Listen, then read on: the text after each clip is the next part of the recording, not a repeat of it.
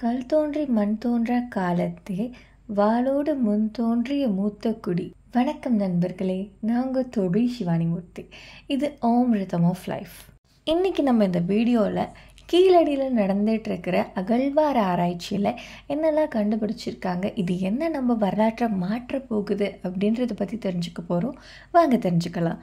முதலாவது, கீழடி பற்றி மோஸ்ட் நம்ம படிச்சிருப்போம். அப்படி உங்களுக்கு தெரியல அப்படின்னா நான் சொல்லிக்கிறேன்.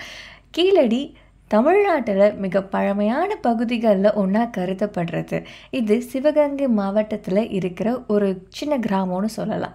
இந்த பகுதியில் நம்ம தமிழ்நாடை சேர்ந்த மற்றும் இந்தியாவுடைய 2 ஆர்கியாலஜிக்கல் டிபார்ட்மெண்ட், அதாவது தொல்பொருள் ஆராய்ச்சியாளர்கள் இந்த இடத்துல தோண்டி பழங்கால பொருட்களை கண்டெடுத்துட்டு இருக்காங்க.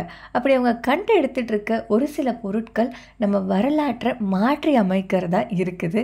அது என்னன்றதை இந்த காணொலியில் தெரிஞ்சுக்கலாம். வாங்க. ஓகே, கீழடியில் என்ன நடந்துட்டுருக்கு? இப்போது ரீசெண்டாக வந்த அப்டேட் படி archaeological survey of India and Tamil Nadu archaeological department, இந்த 2 டிபார்ட்மெண்ட்டும் கடந்த 2015 இன்ன வரைக்கும் அங்கே அகழ்வார ஆராய்ச்சி பண்ணிகிட்ருக்காங்க. அப்படி இவங்க பண்ண ஆராய்ச்சியில் சுமார் 5000க்கும் அதிகமான பொருட்கள் கண்டெடுக்கப்பட்டிருக்கு. அதில் ஆதி தமிழர்கள் வாழ்ந்தது சங்க காலம்னு சொல்லுவாங்க.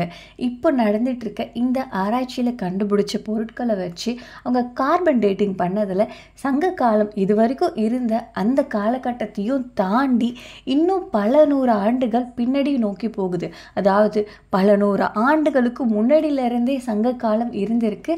அங்கே பேசின மக்கள் தமிழ் பேசியிருக்காங்க அப்படின்றத உறுதி கூறியிருக்கு. ஸோ எவ்வளோ நாள் அப்படின்ட்டு கேட்டிங்கன்னா 6 நூற்றாண்டுகள், கிறிஸ்து பிறப்பதற்கு முன்பில் இருந்து கிறிஸ்து பிறந்து 1 நூற்றாண்டு வரைக்கும் அந்த காலகட்டத்தில் செஞ்ச பொருட்கள் இப்போ கண்டெடுக்கப்பட்டிருக்கு கீழடியிலிருந்து.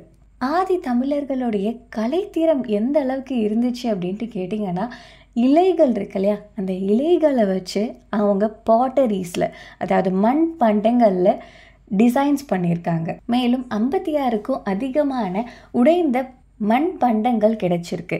அதில் தமிழ் பிரம்மின்னு சொல்லப்படுற இந்தியாவுடைய மிக பழமையான மொழின்னு கருதப்படுற பிரம்மி, தமிழ் பிரம்மி எழுதியிருக்கு. ஒருவேளை உங்களுக்கு இந்த தமிழ் பிரம்மி பற்றி ஐடியா இல்லை அப்படின்னா நான் இதை பற்றி சிம்பிளாக சொல்லிடுறேன்.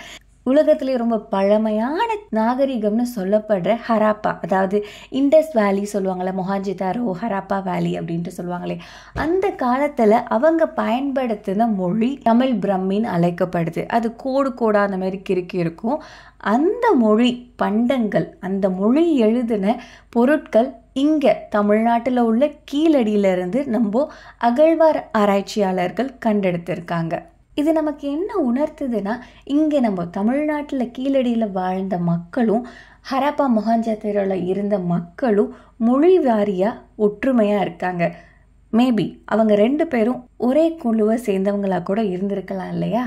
அதை தாண்டி நிறைய விலங்குகளுடைய எலும்பு கூடுகள் கிடைச்சிருக்கு. அந்த விலங்குகளுடைய எலும்பு கூடுகள் எது அப்படின்ட்டு பார்க்கும்போது பசு, காளை, எருமை, ஆடு, வரையாடு, ஈவன் காட்டில் வாழக்கூடிய மாடு, மயில் போன்ற பல விலங்குகளுடைய எலும்பு கூடுகள் கிடைச்சிருக்கு. இது அவங்க விவசாயத்துக்கு அல்லது வீட்டுக்கு தேவையான ஏதோ ஒரு விஷயத்துக்காக வளர்த்துருக்காங்க. சரி, எப்படியோ இவ்வளோ ஆராய்ச்சி பண்ணியாச்சு, நிறையா பொருட்கள் கண்டுபிடிச்சாச்சு. அந்த கண்டுபிடிச்ச பொருட்கள் எல்லாமே கீழடியில் வாழ்ந்த மக்கள் எல்லாரும் ரொம்ப பழமையானவங்க அப்படின்றத உறுதி பண்ணுது. ஆனால் இதை என்ன பண்ண போகிறாங்க அப்படின்ட்டு கேட்டிங்கன்னா, இங்கே கண்டெடுக்கப்பட்ட 5300க்கும் அதிகமான இந்த பொருட்களை அந்த பகுதியிலேயே ஒரு அருங்காட்சியகம் அமைச்சு மக்களுக்கு காட்சி பொருளாக வைக்கிறதுக்காக நம்ம தமிழ்நாட்டு அரசு பிளான் பண்ணிட்டு இருக்காங்க. கூடிய சீக்கிரத்தில் அதை பற்றின தகவல் நமக்கு தெரிய வரும். நான் உங்கள் தோழி சிவானிமூர்த்தி. இது ஓம் ரிதம் ஆஃப் லைஃப். நன்றி, வணக்கம், வாழ்க வளமுடன், ஜெய்ஹிந்த்.